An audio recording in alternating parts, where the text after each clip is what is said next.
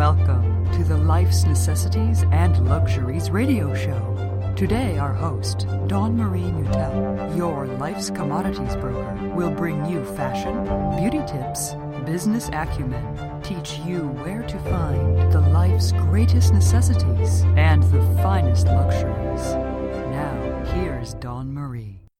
Hey, you guys, it's Dawn Marie Mutel. Welcome back to another episode of Life's Necessities and Luxuries.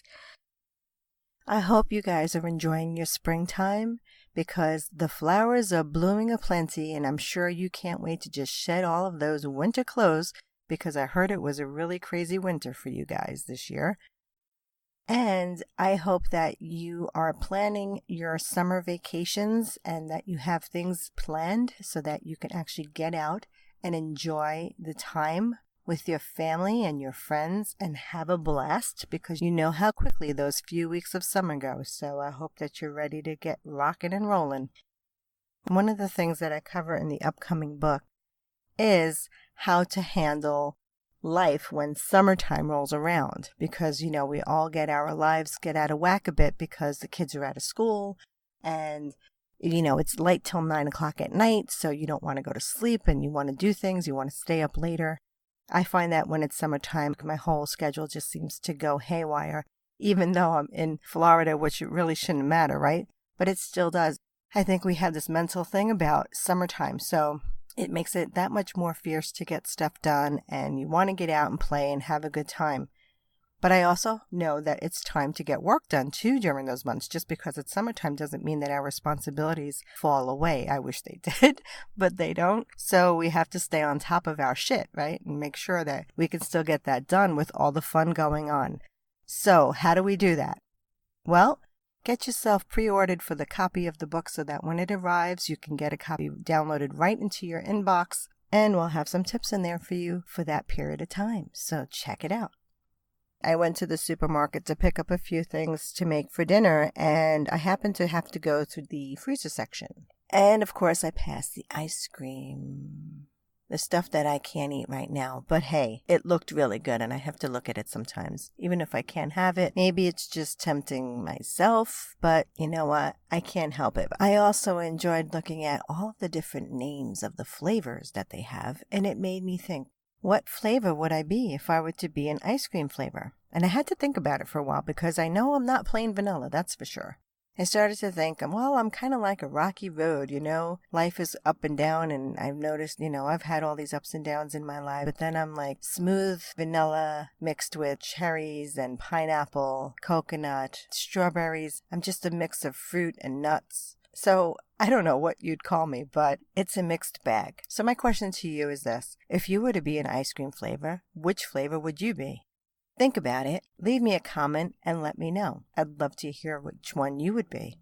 Being different used to be something that I was frowning upon when I was growing up because I always felt different. And I felt like different was a bad thing until I realized that God creates people who are unique. So I started to think to myself, I'm not so different, I'm unique. And just that one change of a phrase can make all the difference in the world. So if you feel that your ice cream flavor is a little bit unique, I'd like for you to really enjoy that. Because guess what? You're not the same as everyone else. And that's a good thing. There's something to be said about being unique and different, which can set you apart from the rest so that you can set this world on fire and do something amazing. Finding ways to be creative and utilize those skills. And if you say you don't have any and you're not creative, that's a bunch of bullshit because everyone is. It's just a matter of using that muscle. It's just like anything else. If you don't use that muscle, it atrophies. It gets weak. But think about when you were a kid. You had creative things that you did. You might have made up your friends. You might have made up games. You might have just done something that was really creative and different. But then we go to school and they kick it out of our heads as fast as we can say, hey, right? It's gone. So try to get the inner child back so that you can keep those creative juices flowing. Because you know what? When we get creative, we become happier. When we have a purpose, we're happier. Because we're not just thinking about me, right? And as Tony Robbins would say, it's that me game that makes us sad, depressed, despondent, unmotivated, and pretty much feeling like a bowl of crap. So think about some ways that maybe you can start to spark up that creativity that maybe you buried. Pull her or him back out, dust him or her off, and start over again. Maybe it's as simple as just taking a class in something that you always found interesting, but you refused to do it for some reason or another. Maybe you thought your significant other was going to make fun of you or whatever it might be. There's always a reason that stops us from doing the things that we want to do. Scratch it off the list and take the class. Or maybe it's just a matter of looking up some things on YouTube on how to do a certain thing. Find a great hobby that you loved to do, dust it off, bring it back to life, and enjoy doing it, even if you're only doing it a couple times a month. And then you can build gradually on doing it more. But start with something, even if you're just doing it like once every few months. When you do it, you're going to feel great. You're going to feel happy because you know what? It's something you love doing, whether you've never done it before and you're just learning how to do it, or it's something you used to love doing and you stopped doing it. When I go on a plane ride, I take my face charts to do makeup sketches on there, and they're not just regular like makeup looks. These are looks for theater, for production.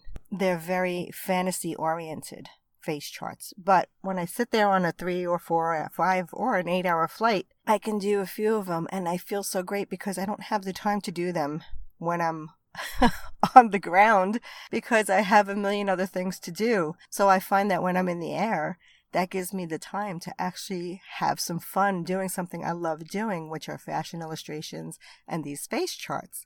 You know, as a makeup artist, I don't do much makeup at this time, but I love doing makeup and I love doing fantasy makeup and I love doing body painting. But again, it's very time-consuming work. So I just kind of put it on the back burner. I'll probably bring it back to life again. Once I do these things that I'm trying to get finished up, then maybe I can get it back out there.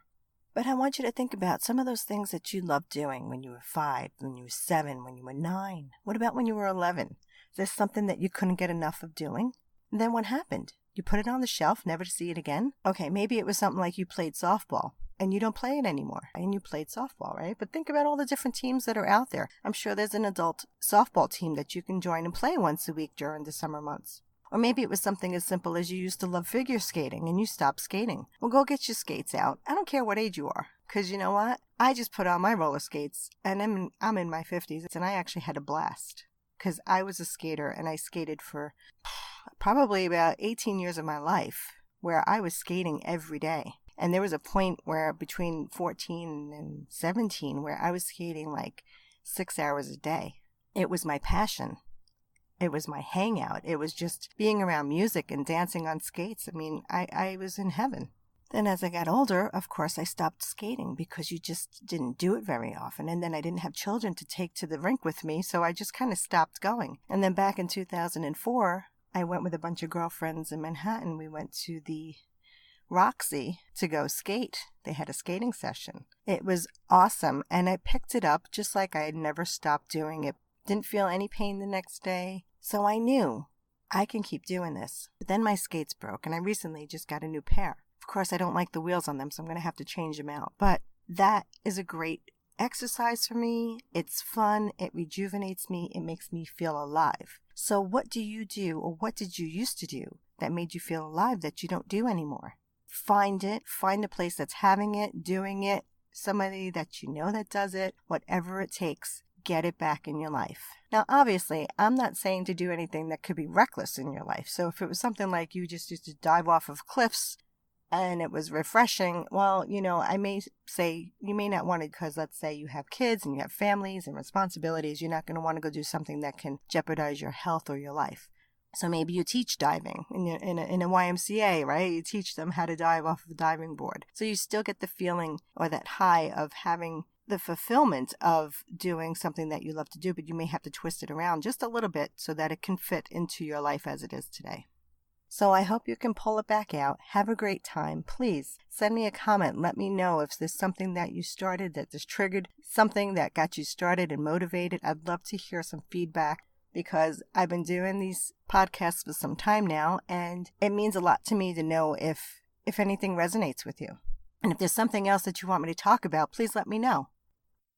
So come over to join the conversation and be sure to subscribe at iTunes, Spotify, iHeartRadio, SoundCloud, and if you haven't already signed up to pre-order the upcoming audiobook of mine called 151 Musically Inspired Secrets to Master This Thing Called Life, please be sure to go to www.lifesnecessitiesandluxuries.com/pre-order and pre-order your copy today.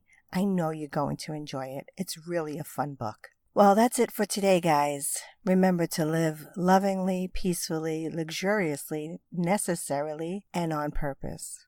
Until the next time, namaste.